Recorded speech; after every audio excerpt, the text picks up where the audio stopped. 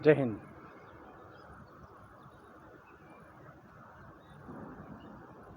उन्नीस सौ सैंतालीस से पहले राज था अंग्रेज़ों का। 1947 के बाद राज है हिंदी अंग्रेज़ों का।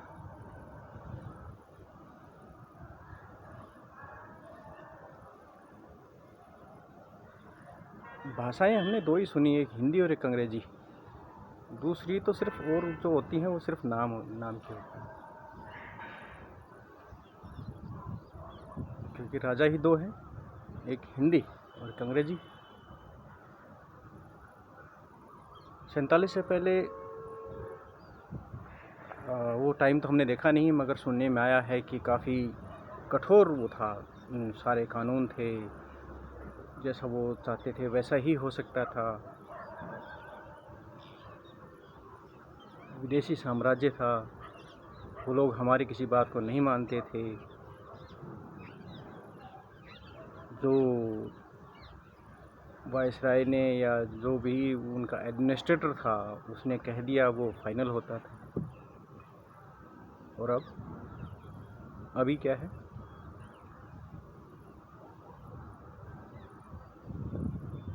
उन्नीस सौ सैंतालीस से पहले भगत सिंह हुए, उनको आज तक शहादत नहीं मिली है, शहीद नहीं कहा गया है। हम कहते हैं हम पागल हैं, हमारे कहने से क्या होता है? क्या कहीं किताबों में लिखा है? क्या इतिहास में कहीं दर्ज है कि वो शहीद हुए?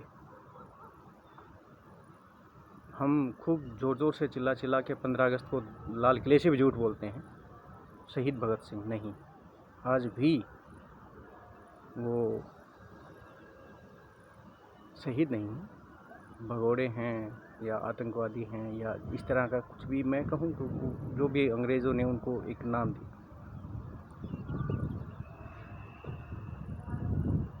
कुल मिला के आज़ादी के वक्त खुद महात्मा गांधी जी ने भी ये माना कि आज़ादी नहीं मिल रही है, ये ट्रांसफ़र ऑफ एडमिनिस्ट्रेशन है, गोरों से कालों के हाथ में देश आ रहा है, राज्य आ रहा है। अब पहले गोरे शासन किया करते, अब भूरे शासन करेंगे।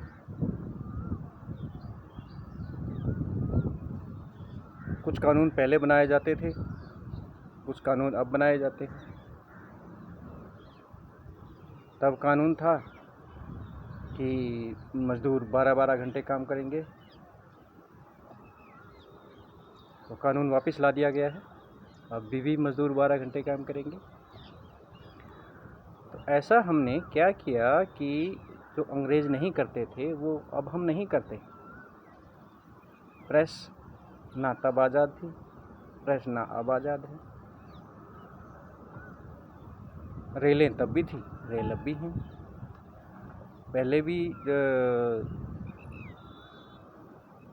हिंदुस्तानियों को फर्स्ट क्लास सेकंड क्लास में बैठने की इजाज़त नहीं होती थी, अभी भी नहीं है। हवाई जहाज़ और ये सब प्रीमियम लोगों के लिए होती थी, अभी भी है। सरकार जो चाहे मनमाने तरीके से चार्जेज लगा देती थी, अभी भी लगा देती है। सरकार ने जो कह दिया, जो लंदन से कानून पास होके आ गया, वो इंडिया में लागू हो जाएगा बिना किसी से पूछे। आज भी ऐसा ही है। दिल्ली से जो कानून बन गया, किसी से पूछते थोड़ी हैं कि भाई तुम्हें लॉकडाउन चाहिए कि नहीं चाहिए, तुम्हें घर जाना है कि नहीं जाना, क्या क्या करना है। भगत सिंह ने असेंबली में बम फेंके, किस लिए? उनकी अदालत में भगत सिंह ने एक शब्द बोला, सेंटेंस बोला कि बहरों की सरकार को सुनाने के लिए इससे अच्छा साधन मुझे और लगा ही नहीं। बम किसी को मारने के लिए नहीं फेंका गया था, बहरों को सुनाने के लिए, उनके कान खोलने के लिए फेंका गया था, उनको उनके कान के पास आवाज़ करने के लिए फेंका गया था। क्या आज बहरों की सरकार नहीं है? किसी की आवाज़ सुनाई देती है सरकार को? सुनाएगा तो कौन? पत्रकार तो रहे नहीं। डायरेक्टली कोई नेता हमसे मुखातिब हो नहीं सकता, क्योंकि उनके चारों तरफ वो ब्लैक कमांडोज होते हैं। वो बेचारे हमेशा खतरे में रहते हैं, इसलिए उनको खास करके सुरक्षा घेरा मिला होता है। मुझे समझ ये नहीं आया कि अगर वो प्रिय नेता हैं तो उनको खतरा किससे है? खतरा है तो इसका मतलब वो प्रिय नहीं है। अंग्रेज अपने इर्द गिर्द ऐसे लोगों को बना के रखते थे जो उनकी बड़ाई करें, उनकी हमेशा चमचागिरी करते रहें, उनकी बातों को जय हो करते रहें। आज भी अगर हम देखेंगे तो बिल्कुल वही नज़ारा है। आप बाहर जाइए और सरकार के खिलाफ 2 लाइन बोल के दिखाइए, पता नहीं कहाँ से एक झुंड निकल के आएगा। पहले शब्द बाण छोड़े जाएंगे, अगर आप और भी ज़्यादा ढीठ हुए तो फिर थप्पड़ बाण आएंगे, घूसे बाण आएंगे, और जब आप पुलिस स्टेशन जाओगे अपनी शिकायत दर्ज करवाने, तो पुलिस वाला भी कहेगा सरकार के खिलाफ कैसे बोल सकते हो? कोई बड़ी बात नहीं कि केस उल्टा आप पे लग जाए।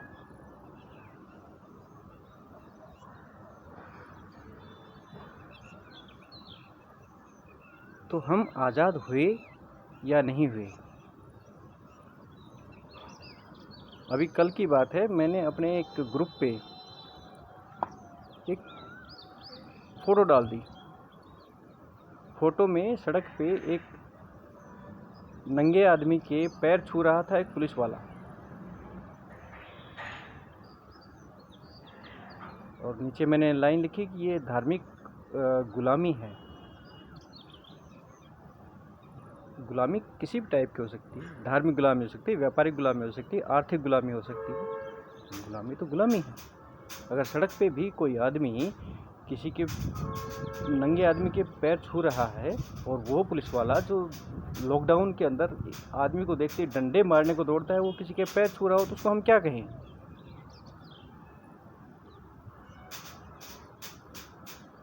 आज के डेट में लोगों को डर लग रहा है, पुलिस वाला की शक्ल देखते भाग जाते हैं, और वो उल्टा पुलिस वाला ही उसके पैर छू रहा था। चलिए, वो एक विवादित विषय रहा ग्रुप पे भी। वहाँ पे भी मुझे धमकी मिल गई कि तू अपनी पोस्ट वापस ले। थोड़ा सा जिद्दी मैं भी हूँ, पोस्ट तो मैंने भी वापस नहीं ली और ना ही लूँगा। मैं अपनी बातों से सहमत हूँ। मैं कोई भी कोशिश करता हूँ, 99% ज़्यादातर कोशिश मेरी यही रहती है कि जो मैं बोलूँ उससे कम से कम मैं संतुष्ट हूँ। वो बात मुझे अपील करे, वो मुझे ये कहे कि ये बात सही है। सामाजिक तौर पे, धार्मिक तौर पे या किसी भी तौर पे वो बात जब तक मुझे सही नहीं लगती मैं नहीं बोलता। तो हम पुराने उसमें थे, हमारे नेता तब क्या करते थे, तब भी हालात यही थे। एक गर्म दल होता था, एक नरम दल होता था। गर्म दल वाले थे जो बस ये कहते थे कि हमें और कुछ नहीं चाहिए, हमें सिर्फ आज़ादी चाहिए। नरम दल वाले क्या कहते थे, नहीं प्यार से बात करो। वो प्यार कुछ नहीं था, एक्चुअली क्या था कि वो एक पॉलिसी थी कि जब देश आज़ाद हो जाएगा तब राज कौन करेगा, उनको ये पता था। मगर जो गर्म दल वाले थे वो बस आज़ादी तो ले लें, राज तो बाद में देख लेंगे, चुनाव कर लेंगे, किसने करना है आज किसने नहीं।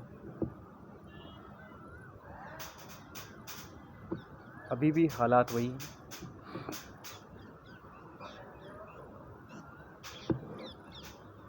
नेताजी सुभाष चंद्र बोस हुए, कांग्रेस में बड़ी अच्छी रसूख थी उनकी, बहुत अच्छा उनको माना जाता था, बहुत ऊंचे पद पे रखा जाता था। उन्होंने कहा कि नहीं, ये कांग्रेस की नीति जो है सही नहीं है, यूँ तो अंग्रेज़ कभी जाएंगे ही नहीं। अगर हम उनके सामने हाथ जोड़ के खड़े रहेंगे तो अंग्रेज़ क्यों जाएंगे। उन्होंने भी ये कहा कि इनको भगाओ, मारो। तो गांधी जी ने कहा कि ना, ये नीति सही नहीं है।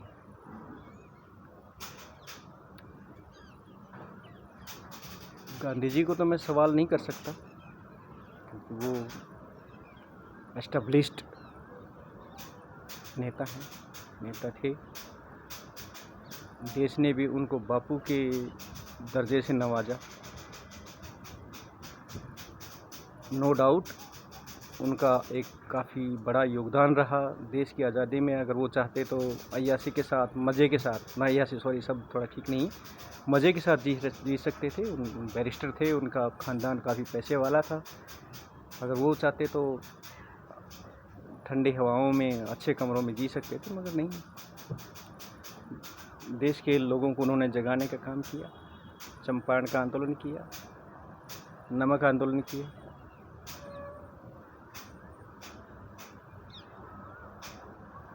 मगर कहीं ना कहीं पोस्ट इंडिपेंडेंस को लेकर उनके मन में दुविधा थी। अंग्रेज़ों को वो कहते थे कि हमारा राज्य हमें दे दो। ऐसे हाथ जोड़ के खड़े होने से शायद नहीं मिलता, कोई नहीं देता, आज भी नहीं देंगे। लॉकडाउन 1, लॉकडाउन 2, लॉकडाउन 3, लॉकडाउन 4, पहले 1,76,000 करोड़ दे दिया, फिर 68,000 करोड़ दे दिया, फिर 6,000 करोड़ दे दिया। दे किसको दिया ये पता नहीं। अभी अनाउंसमेंट होगी 20 लाख करोड़ दे देंगे। मतलब दुनिया को सुनाने के लिए सरेआम सरकार के द्वारा एक झूठ बोला गया कि 20 लाख करोड़ दे देंगे, which is 10% of the GDP। मगर अपने बचाव में धीरे से ये भी बोल दिया कि जो अभी तक दिया गया ये वो भी इसी में शामिल होगा।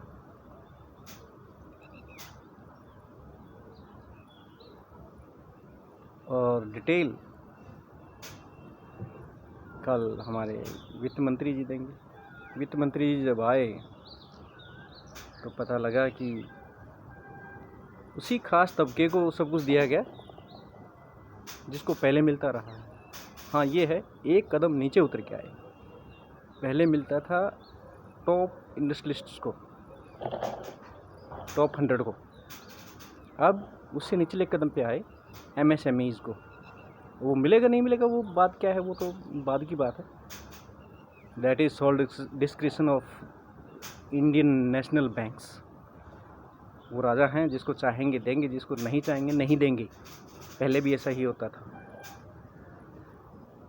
लोन उसको मिलता है जिसको बैंक का मैनेजर शक्ल से पसंद करता है। हर किसी को लोन नहीं मिलता। कोई MSME यूँ नहीं है कि उठ के चला गया उसको लोन मिल जाएगा, सहायता मिल जाएगी। हालांकि वो ब्याज देते हैं मगर लोन ऐसे नहीं मिलते। एक कृपा दृष्टि होनी चाहिए आपके ऊपर। अगर कृपा दृष्टि आपके ऊपर हुई तो आपको लोन मिलेगा, नहीं तो नहीं। पैसा हमारा, बैंक हमारा, देश हमारा, मगर लोन देने के लिए साहब की कृपा दृष्टि बनी रहनी चाहिए। 20 लाख करोड़ में से पता लगा कि 3 लाख करोड़ लोन के तौर पे आपको मिलेगा, जिसमें गारंटी सरकार की है। मैं तो साफ कहता हूँ कि पता सरकार को भी है, पता बैंकों को भी है और पता MSMEs को भी कि इसका होने वाला क्या है। जिनको लोन मिलेगा उसमें से 98% पैसा वापस नहीं आएगा। जैसा पहले होता आया है, सरकार ने तरीके बता दिए हैं कि कैसे पैसे को गायब करना है, वही होगा। यहाँ पे काम करने वाले तो वही 2% ही हैं। 2% अपने सही ढंग से काम में लगाएंगे और मजदूरी करेंगे।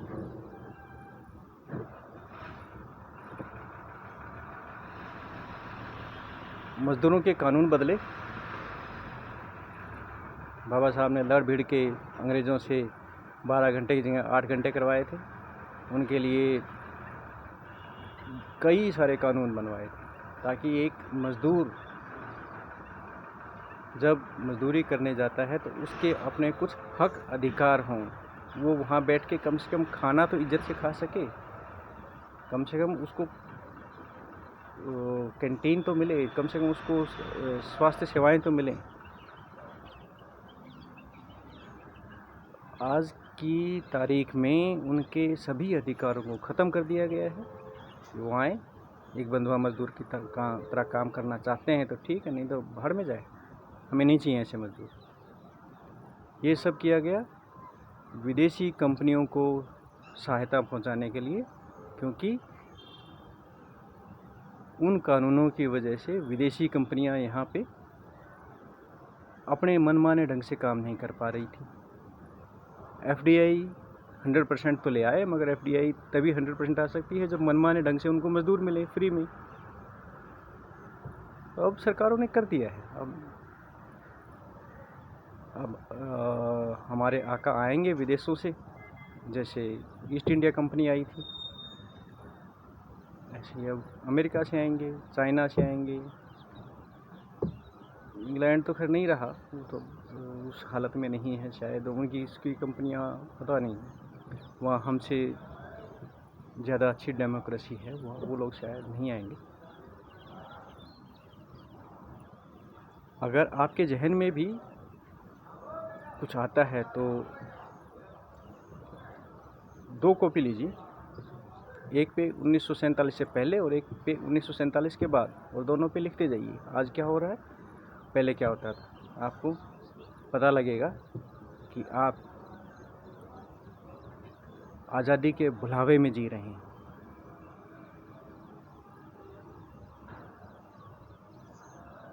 आज हमारी सरकार को फिर से सोचने की ज़रूरत है।